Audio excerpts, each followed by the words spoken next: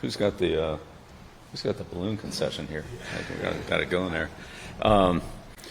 Thanks. It's been a really exciting time here on the Chapel Hill campus over the last couple of weeks. We had the Super Regionals. Great year by the baseball team, and we've had camps. We've had over 1,000 kids here at camp, and we've got several more coming up in the coming weeks. Have a lot of official visits in. Our players are working out as well. So, big soccer match here tonight.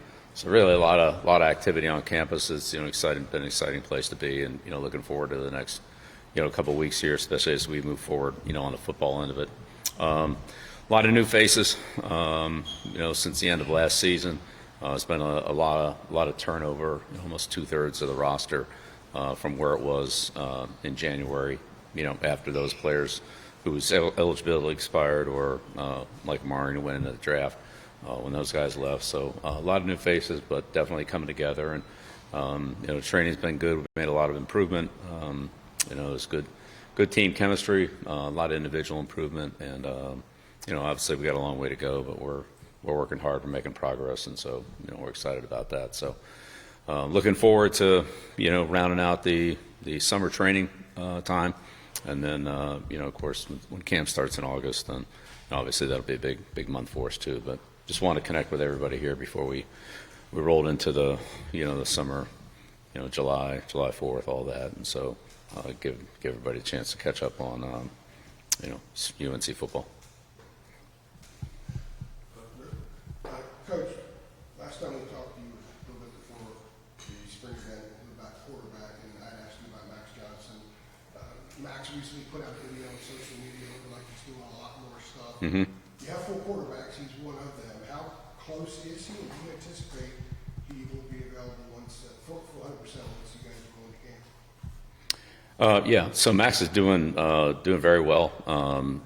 His rehab has been long, and I have a lot of admiration for him. I mean, it was a tough injury, but nobody's worked harder than he has, and he certainly is able to do a lot more than he was last spring. So we'll see exactly where he is when things start, but it's a whole lot closer, and we certainly expect to see him out there. So it's been very encouraging.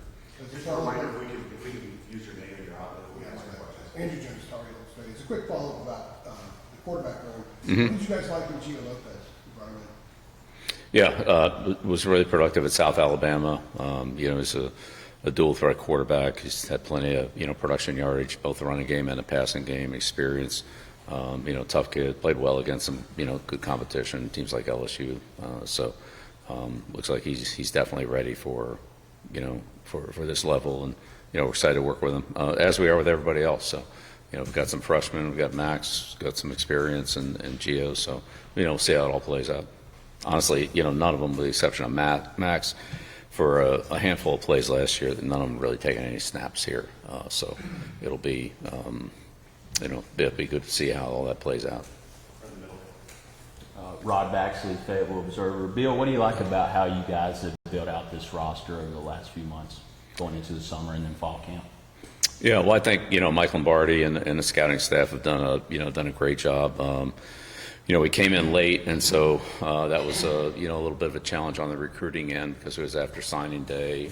We were active in the portal, but kind of late on that too because a lot of those established relationships had been previously established with some of those portal players. But that being said, I thought we still were able to improve the roster, and then we've had an addition of some players this spring who I think will be a factor, and the 26 recruiting classes. It's gotten off to a good start. We have a long way to go on that, but we've seen a lot of good players, and there's a lot of interest from those kids in coming here. We have some commits, but again, those commits don't really count until signing day. But still, I think that's a sign that we're on the right track, and from the quarterback position to the skill positions, the offensive line, and a lot of defensive front seven players and some players in the secondary, as well as a place kicker. I mean, we've got we're off to a good start. We'll see how it goes. Thank you. Yeah, Chip Alexander from Newsource over in Raleigh. Just, you haven't seen your team in a game yet, but after spring ball, what do you feel like the strengths of your first team? Yeah, that's a good question. I think we're just going to have to evaluate that as we go. We'll have a lot better idea in training camp. Again, there were several players that left the team after spring ball, and then we have a lot of new ones, a lot of new faces, both incoming freshmen and players who came from transfers. And so we'll just have to see how all that plays out. I think where we were then and honestly where we are even today is we're at a different spot. So, it'll be interesting to see how it all comes together. We got a lot of work to do, but it's certainly trending in the right direction. We've had good leadership from, again, some of the guys that have come in here, some of the people that you'll hear from later on. Those guys have done a great job of setting the pace, and encouraging the guys to come along and put in the work. And we've had really good, results from our physical training and the team building as well. So long way to go, but, feel like we're on the right track. On the left. Bill, Adam Smith with Inside Carolina. Yeah. Just want to ask, how did spring practice shape your impressions of this team since you hadn't coached any of these guys before?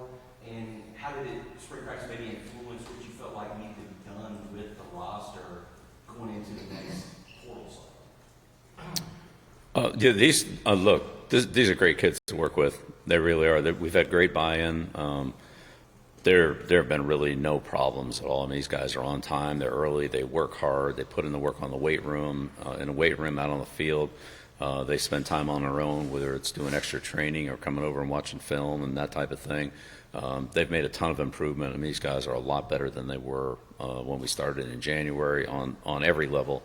And so it's exciting to see where that's going to take us. I don't know. Maybe we're close to the peak, or maybe we're only a quarter of the way up the hill. I don't know, but we'll see. But the improvement's been very good, and I think the players, based on the improvement that we made from January to April, I'll let them speak for it. I don't want to speak for them, but I would say that based on the improvement that we made during that time frame, that's kind of generated some momentum to, if we keep working like this, we're gonna continue to get better. And these guys have dreams and aspirations, beyond North Carolina, and I think that's realistic for a lot of players. And so they're working really hard to not only get the most out of themselves individually, but they're great teammates. And so that's where we're trending. Back middle. Aaron here, the Associated Press. Yep. You just talked about building out the roster. I'm curious, what have you found to be the biggest challenges in navigating the transfer portal, considering so many people's college athletics described as kind of chaos at all times? I'm curious, when you're building a roster, what you thought of it. Well, again, it's an area that Mike and I have been very familiar with. We spent a lot of time in that free agency space over the course of our careers in the NFL. I'd say the biggest difference in college is just the volume. There are just so many players. The college portal is, we're in the thousands, and then you're looking at a 26 recruiting class and then a 27 recruiting class that we're starting to build relationships with, and even some 28. And so the volume of players between, a recruiting class of, again, several thousand kids, a portal class, similar number, and then another class, and, it's a lot of names. It's a lot of names to keep track of, and it's not just the player. You're also dealing with, again, the recruiting part of it, right? So you have families and coaches and agents and people like that, and so in a lot of cases you're looking at a 4, 5, 6, 7 people, whatever it is, that are connected with that player. In addition to actually recruiting him, you're kind of recruiting a family. And so I just say the volume of people is a little bit more than what we've had, but we're adjusting to it, and we have a great staff. Our scouting staff's done a really good job of sorting those things out, and and putting us in, Mike and I and our respective staffs in position to to be competitive in terms of making sure that those players understand what we have to offer. And what we're selling is to be a pro, to be a pro on the field, to be a pro off the field in terms of life learning, and of course the academics here are outstanding. So we'll get players ready to go to the next level, whether that's training, scheme, fundamentals, preparation, film, situation football, all those things. That's what we do, and that's what we're selling. There are most kids are interested in that. They really are. So we've had great buy-in. So thank you. Jeremiah Holloway with Inside Carolina. One player that we saw some later is, of course, Thaddeus Dixon, who Steve coached at Washington last time throughout the spring. him in the spring, what did you like about some of the things that he was doing, and what do you identify as some of the strengths of his game? Yeah, like a lot of what Thad did. Let's start with just the person. Great leadership. First one on the field, works hard, very good in preparation. Had some individual meetings with Thad. Really, got to spend some quality time with him. He's been great with our recruits. Probably one of the best that we have in terms of helping the kids that we recruit come in here and understand what the program's about and how it can be beneficial to them. But he's got good skills, probably can play any position in the secondary. We'll see how all that goes, but he's got a great skill set, a good work ethic, and he had an excellent spring. So excited to see it come together for him in the fall. In the back on the left. Hey Bill, Pat Walter from WRAL. There's been so much interest since you got hired in you as a coach and also in your personal life, lots of reporting out there. What do you think is the biggest misconception about you in your time here at Carolina so far? Yeah, I don't know. Look, I'm really focused on doing my job here at Carolina, which is to help our football team, and that's just to get better every day. To stack those days together, training days, preparation days, days out on the field, and we've done that, and our staff's again done a great job of working hard to do that. So that's my big focus. I mean, is there noise out there? We've always dealt with that. Really, our job is to build the football team and for the team to help build the team and also build their individual careers. So that's really where we're at. Thanks. Yeah. Bill, Brian Murphy with WRL. One quick follow-up and a different line. If you knew there would be this much interest in your personal life, would you come back to coaching, or has that taken away from the experience of you coming back to coaching? And then totally unrelated on the house settlement with the roster limits and everything you've had to deal with, how have you sort of had to make decisions based on the cap and based on the number of scholarships and the number of rosters? Yeah. Well, again, on some of the noises out there and, the book and stuff like that, I mean, it is what it is. Those are, that's a personal venture that I entered into when I wasn't in coaching last year.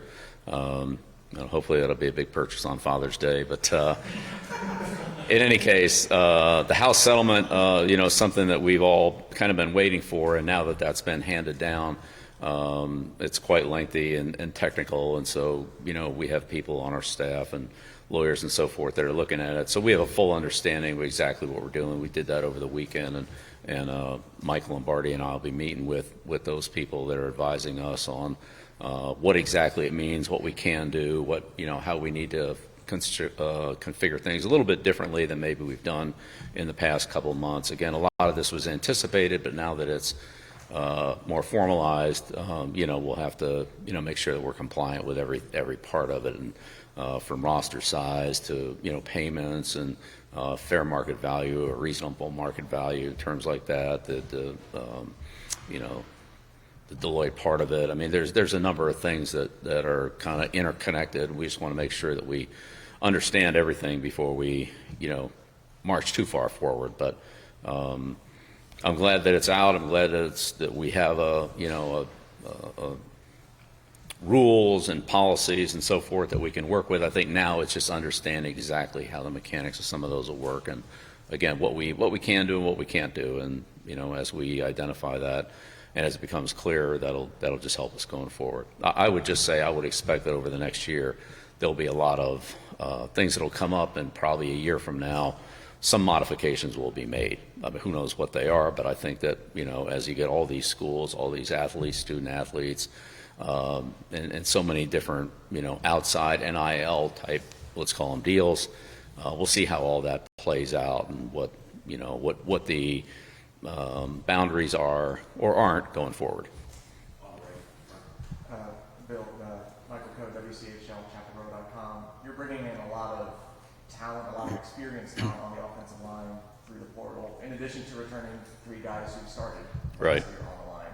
How do you juggle all of that experience when there are only 5 starting spots?